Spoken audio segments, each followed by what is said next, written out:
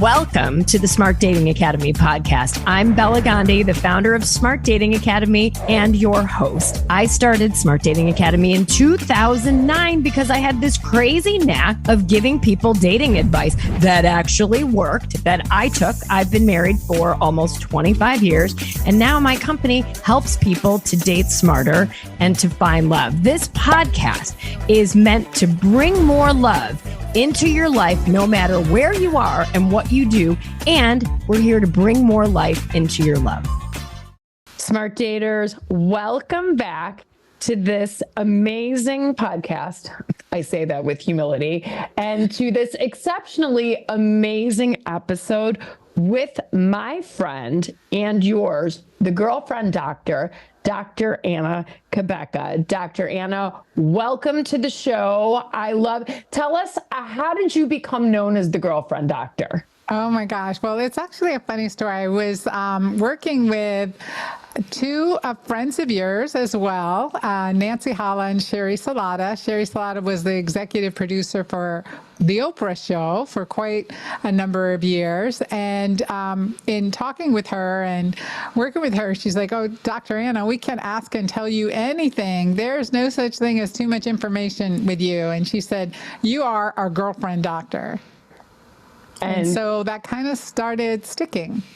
Absolutely. And you really are the girlfriend doctor. And for those of you who, when I was also on the Sherry and Nancy show and became Nancy's dating coach, which is how Nancy found the lid to her pot, got married, and that's how Dr. Anna and I connected as well. And Dr. Anna said, wait, who's this person that helped Nancy Holla find love? And then had me on her show, and we instantly became friends. So I'm so happy to introduce you to my audience, the smart daters at Smart Dating Academy. So let's jump right in, Dr. Anna, and let's do a deep dive into the world of hormones. We have women, we have men of all ages that listen to this podcast. So let's talk about hormones and falling in love.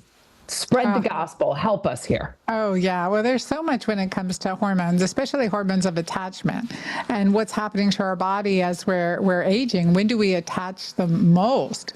And, in our reproductive years, it's during ovulation. We're during ovulation when we have peaks in testosterone and estrogen.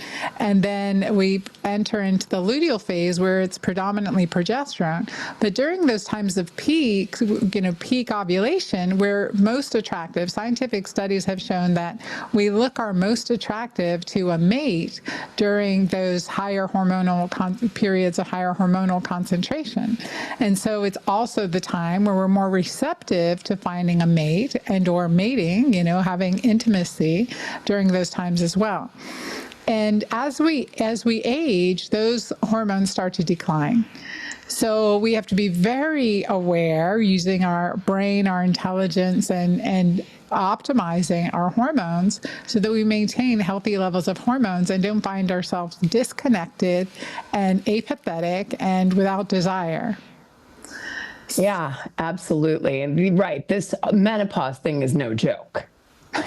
It is no joke. And as we age in menopause, your hormones, DHEA, which is for both men and women in our 20s, it starts to decline. It peaks in our 20s and then starts to decline. And then progesterone in our mid to late 30s, that starts to decline pretty rapidly. It's like the ovaries have flipped a switch, and now we're producing significantly less progesterone. And progesterone is the precursor to all our hormones. It's also the hormone of intellect, for memory and for good night's sleep. And when we're not experiencing enough good night's sleep, usually because we're not making enough melatonin, we are more fatigued, more exhausted, and more disconnected. And testosterone levels will continue to decline as we age. So by the time we're in our 60s, we're at, we have 75% less testosterone than when we were in our 20s. So, and testosterone is a hormone of that drive. It helps increase dopamine, the interest, and course, sexual health and sexual drive. It's one of many, but it's one.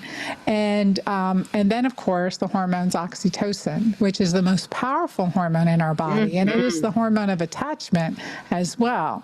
So understanding how things we do can increase attachment or decrease attachment, I think it's really, this is where hormones are such powerful medicine. You know, we talk about this phrase that obviously bothers me, but I use it just like anybody else does, falling in love, right? And I think Dr. Helen Fisher, anthropologist, always says lust is nature's way of tricking us into attachment.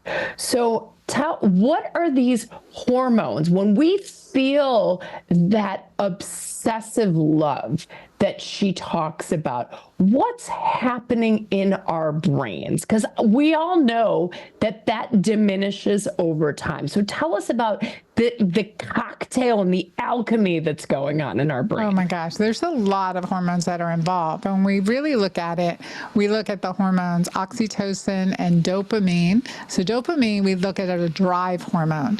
It is when dopamine's low, we have depression.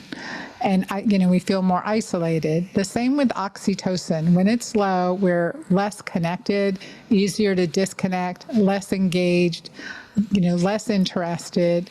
And when oxytocin's high, we're designed to attach, connect, enjoy more. It's a very positive connection. And when we are having intimacy, physical touch, positive intimacy, a good time, we're usually getting spikes in oxytocin and dopamine during those times. Now, oxytocin in women lingers longer than it does in men.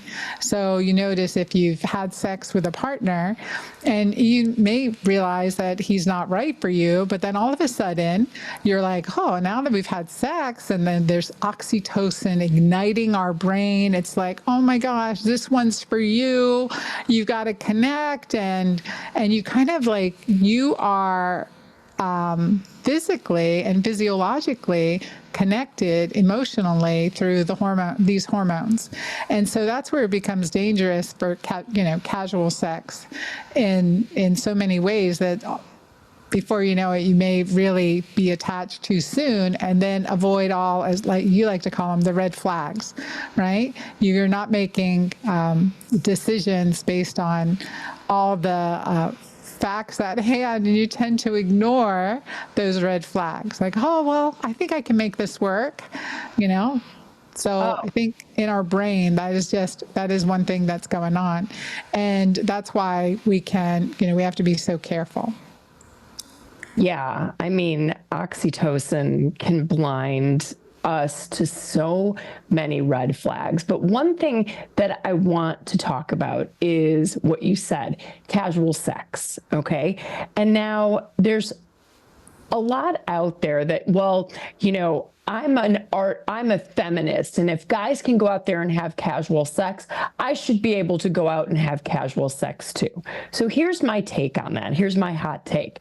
You can do whatever you want to do if you're a man or a woman, but part of being a woman and part of the beauty of being a woman is the power that we have.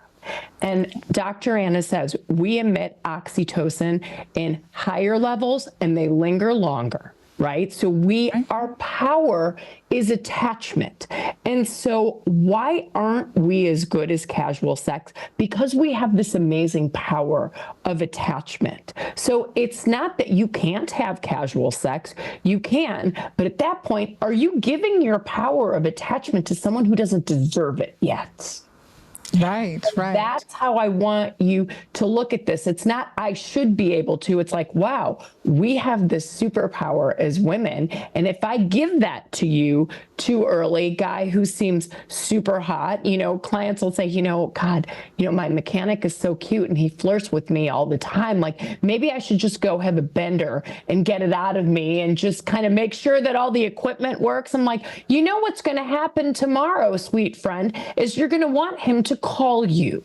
And that's the power of the attachment that hormones that we have. So use that judiciously. That is part of being a powerful female. You get to decide. So I just want to put that out there because I should be able to do this. I want to have casual sex. Why can't I? You can, but understand if you feel these feelings of attachment, that doesn't make you weak. That makes you strong and normal. Right.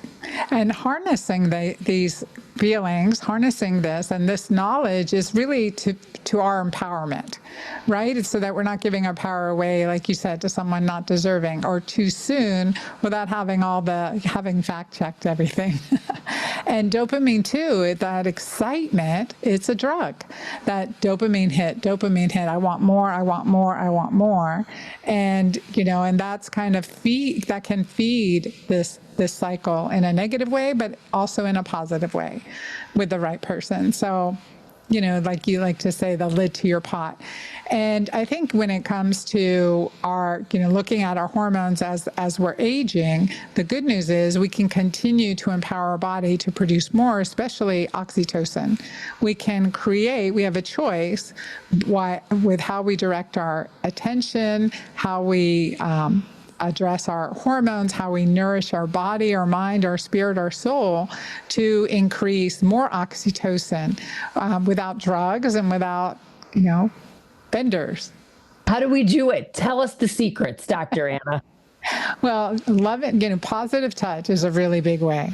And so is laughter and playing with a pet and doing things you enjoy with people you enjoy doing them with. Watching a funny movie. I'm always like, I write, I want you to watch this movie or read this book. And one of my favorite ones to recommend is My Big Fat Greek Wedding. I mean, you're going to increase oxytocin in that one, right? Plus, weddings are a great way to increase oxytocin too.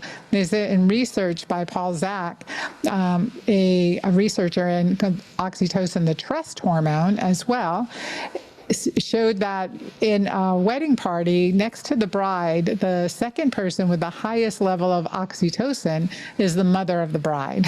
I thought that was a beautiful, that'll be me. Oh, that'll be me too, 100%. I might have more oxytocin than my daughter at that point. Just sheer love. And speaking of oxytocin, correct me if I'm wrong, you're the physician here, but when we get induced to give birth, which I did with my daughter, who will be 20 by the time this episode airs, I got something called Pitocin. Tell us about, is that amped up oxytocin? Tell us what this is and how that is IV oxytocin. Yeah, and oxytocin helps stimulate uterine contractions in the uterus. And when we're going into labor, it's oxytocin that's increasing those uterine contractions physiologically. And when we breastfeed, that also increases oxytocin. But as an obstetrician, if your labor is delayed, slowed down, or you're getting induced, we use oxytocin or Pitocin to increase labor. And so, people will say when you hold your child, it's just a whole nother dimension of love. And that's so true. You are flooding with oxytocin if you went through, childbirth. And with oxytocin, we think about sex. Well, okay, if I don't want an oxytocin bond, does that mean, what are my limits? Can you talk about that? You're talking about positive touch. So holding hands with someone you might be interested in gives you an oxytocin bump. Kissing, making out, what are the levels here? What should we be thinking about? Well, definitely all that positive touch. Anytime you're doing something you love and enjoy, especially with the compounded effect of affection, caring about someone, wanting to be with someone, desiring them, and then the positive touch aspect, stimulation, raising our levels of oxytocin as well as dopamine and anandamides, which increase that, that feel good, that euphoria feeling. All of that happens. But definitely with orgasm and climax, it's significantly more. So being aware of that and saying, okay, well, I know that, say we've been intimate, and let me just see how the oxytocin, how it plays out. And that's where your checklist and your rules of the road really do help guide as guideposts. So and I know this, but I just needed confirmation from a physician. There is total truth in what we practice, or we tell our clients to, again, keep their power, right? And so avoiding a full orgasm through sex, right? It's like, if that is the most heightened levels of oxytocin that we admit as women, then why don't we just hold off on that? But there's plenty that you can do. There's mile markers right in between that, from 0 to the full Monty. Yeah, there is, because there's energetic bonds as well as physical bonds. I mean, hormones are energetic molecules, right? So they have a frequency, and oxytocin has the highest frequency to what I know of any other hormone in our body. And so resonating that, it gets you in a great place. And this is where it's also, you use it to maintain the health of a relationship, to have that connection long term in marriages and, long-term relationships, so that you don't become roommates.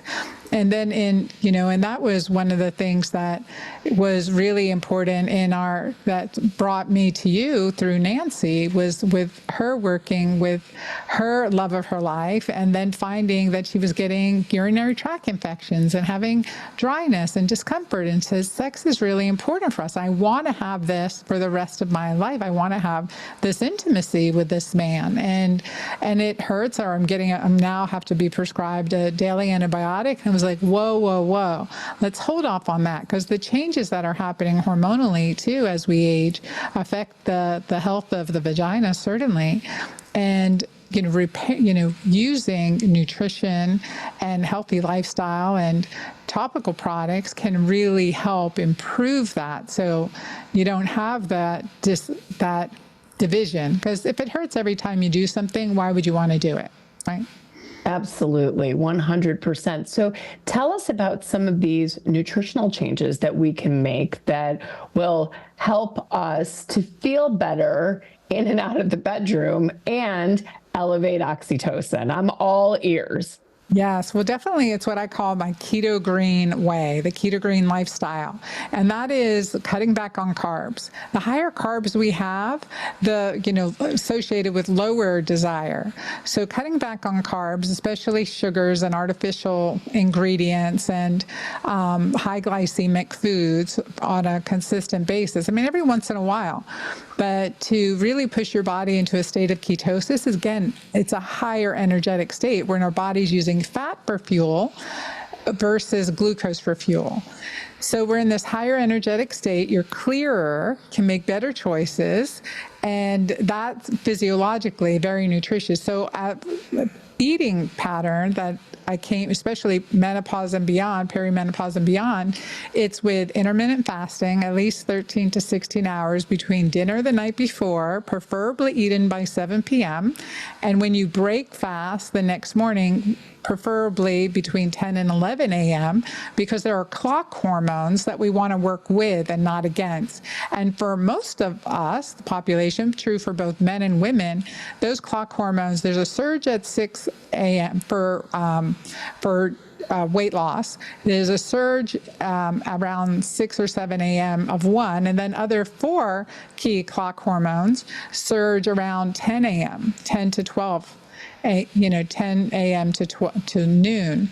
And so you see this surge in those hormones. So you want to eat ideally with that cycle. And then also lots of alkalinizing greens. Now, one of the things that, add to disconnect is cortisol, the stress hormone cortisol. When you're stressed, cortisol opposes oxytocin. So you have high cortisol, low oxytocin, more stress, less compatibility, more relationship issues, issues, less connection. And that's a critical thing to be aware of. So managing your stress is another thing with the ketogene lifestyle, because cortisol is very acidifying and oxytocin is very alkalinizing. So it puts your body in a healthier state with a healthy vibration when you're monitoring these things. And so, I've written about this. I think that's so important to follow these principles for high quality life and also for high sexual energy. It's so key. And tell me, with intermittent fasting and cortisol, where do we get the benefits of fasting versus like putting our body under this much stress? Do you have thoughts on that? Because I'm always curious. Yes, because fasting too much too often can also increases cortisol, and especially if you've got fragile adrenals. So, it can increase cortisol. And so that increases glucose, which increases insulin, and then you're in this fat storage mode. So with intermittent fasting, the benefit is your body is healing itself, repairing, get into the state of repair called autophagy. And so you're kind of getting rid of the unhealthy cells and also fat burning. So that is so important. That's an important piece for us to recognize and optimize how we're doing things, because we don't have all these reproductive hormones on board. Our DHEA, which peaks and starts to decline in our 20s. That's one of the big adrenal hormones, and that's a precursor to testosterone and estrogen, and then as well as testosterone, which also starts to decline in our 30s, 40s, and beyond. And that is that, muscle building, stress handling hormone as well. So when you're in that stress state, and you don't have the added protection of this reproductive, the hormones we have in our 20s, right, then we have to combat that. And we do that with shifting our lifestyle. So shifting our lifestyle and our mindset, because one of the things I didn't mention to increase oxytocin is just gratitude. And you always say how important that is in a relationship, respecting gratitude. And so being thankful in the present moment for the little things. And that's part of what I call the ketogene lifestyle that I use with all my patients. Oh, that's great. And But fasting too long can increase uric acid and cortisol. And so then you're in, that's a compounded fat storage mode, and you can become more inflamed. And how do you know if you're at that point? Well, the first thing I do with my clients when they come see me is the questionnaires, right? I do the questionnaires. I ask them, and I listen to what's been happening and in their lives. And then I test their hormones. I test blood work and I test urine and or salivary hormone. But when we're looking at cortisol, whether it's in the saliva or the urine over the course of the day, we can kind of see that pattern and see, is it a healthy pattern or is it, abnormal?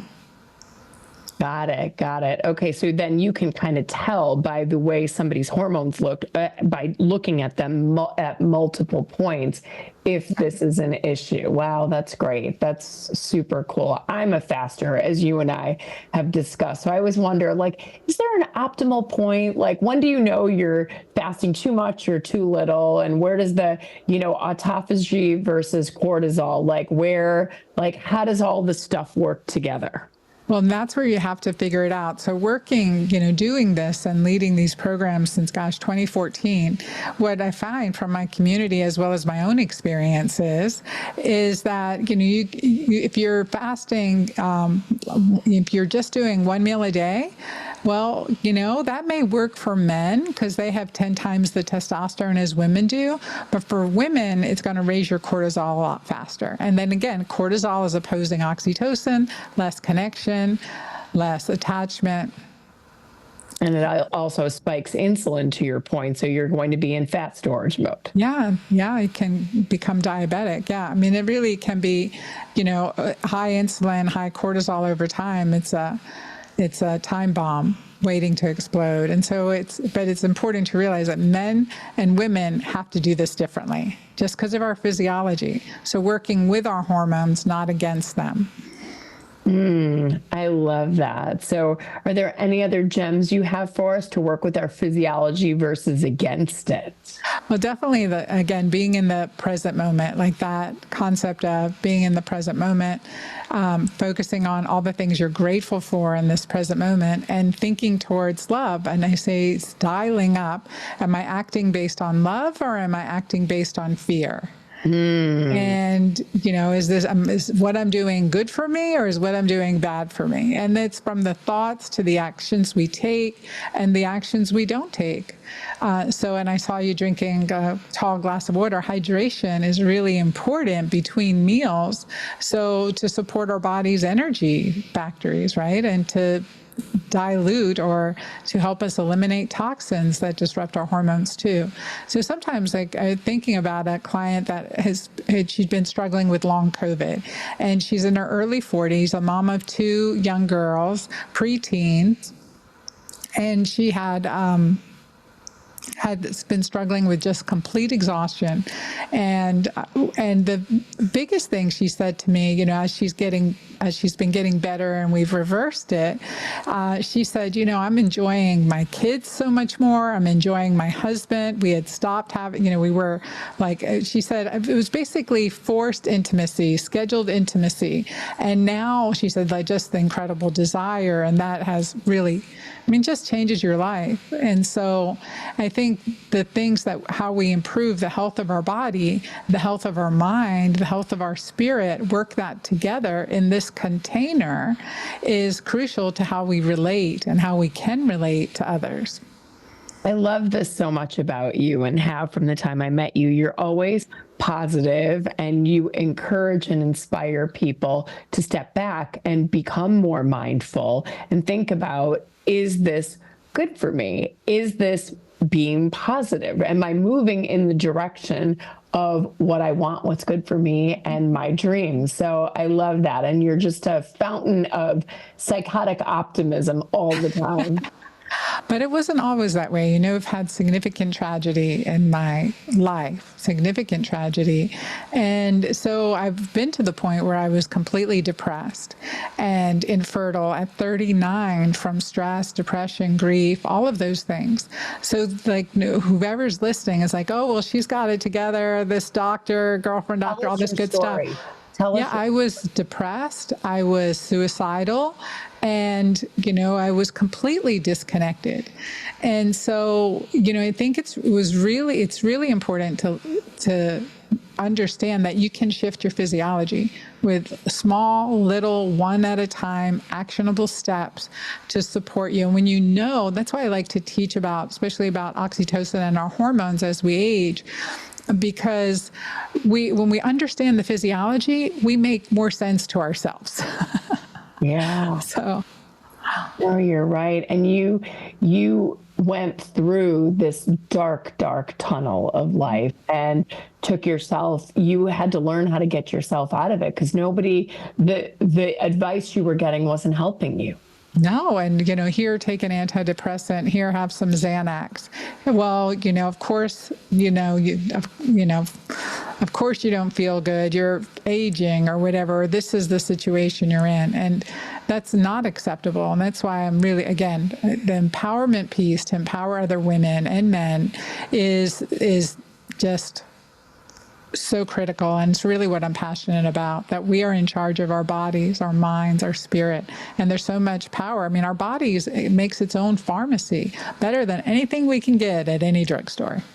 That's right. And just aiding and abetting that positive pharmacy by good lifestyle habits, like you said, having less processed and ultra processed foods, staying away from the bad carbs, the sugar. Man, I need to listen to this and take a page out of your book here, and staying with more alkaline foods and greens and fasting, and all of these things done in concert just help you to be better and to feel better.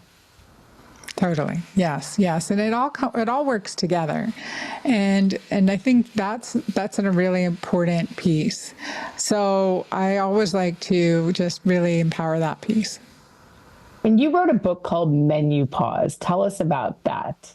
Menu Pause is my book with 5 different 6-day menu plans that each pause something different. Because, like we do something and we get great results and then we hit a plateau, or we're kind of stuck and we need to figure out what do we need to shift or change? What do we need to pause potentially? What do we need to pause to overcome this obstacle? And so it's 5 different 6-day menu plans from recipes from the healing foods from around the world that women have used through menopause to really maintain like great health. That's awesome. And Yeah. so some of them I'm assuming are weight loss and things like that, like just Weight loss, get rid of hot flashes, get rid of muscle aches and pains, have clearer brain, more positive attitude. That's built into everything I write pretty much. And so, making good food choices, so just supporting our body's natural hormone production as well as its elimination of our hormone metabolites in a safe way. And that's a critical piece. So all my menus are really medicinal menus that are designed to support your body's natural adrenals and your hormone factory, detox your liver, make sure that you're getting regular bowel movements. All of those things are critically important to feeling good in our own skin at our happy, healthy weight. And what that looks like for each woman is a little different. So. I love that so much. And we'll certainly put a link to your book in the show notes. Are there any last gems that you want to drop on our dear men and women that might be listening? Oh my gosh, yes. Because as I was dating in my, thanks to you, dating again in my 50s, and it was listening to other men in their 50s or so talk about their ex is quite interesting. It's like, well, my ex was bipolar, and I've heard that so many times, or she just went crazy on me. And I want people to realize that's a hormone imbalance. And more often than is it a psychiatric diagnosis, it's a hormone imbalance symptom. So as our progesterone's declining, estrogen's declining, those mood swings, irritability. So we want to support our body so that we, aren't like the ocean waves, but we're more like the calm sea. So able to handle things, able to fluctuate. And I think it's important for women, especially in this time frame, when you initially meet someone and there's excitement and you're pouring out dopamine and oxytocin, but you haven't fixed underlying hormonal imbalances, over time, those are going to show up again. Right, and because they're just being masked. Yes. Yep. Oh, amazing. Well, you are awesome. And where can we check out your website to learn more about you? Yeah, thank you, Bella. It is at dranna.com, so DRANNA.com, and at The Girlfriend Doctor on all my social media channels.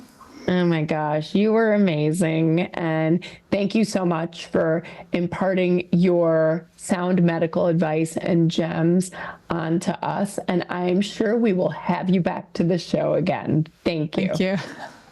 And for those of you who are listening and inspired to make a change to your life, do it, right? The power of your life is in your own hands. You have the steering wheel of the car to your own life. If somebody negative is in your car, open the door, get them out, and you get back into the driver's seat and start to make the changes that are going to take that car to the place of your dreams. And only you have the steering wheel to do that. So I want you to be inspired that you have the power to change the things that you want to in your life. So if you like this episode, feel free to rate it. Feel free to write a comment. I read every one and they mean the world to us. And download this episode and share it with everybody that needs it. So until next week, Smart Daters, I bid you farewell.